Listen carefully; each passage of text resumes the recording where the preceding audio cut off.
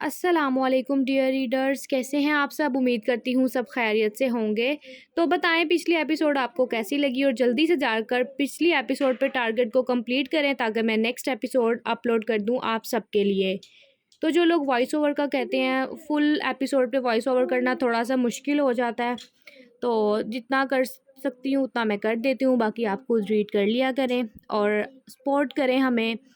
ज़्यादा से ज़्यादा कमेंट्स किया करें, लाइक किया करें, चैनल को सब्सक्राइब किया करें और टारगेट को भी कंप्लीट किया करें यार।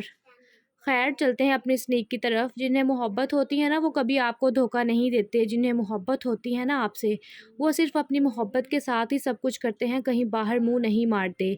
मैंने अफान के साथ बिल्कुल वैसे ही मोहब्बत की थी जैसे एक बीवी को होनी चाहिए। मैं हर कदम पर उसके साथ थी, हर कदम पर उसके साथ मुखलिस थी, मगर वो मुझे हर पल धोखा दे रहा था।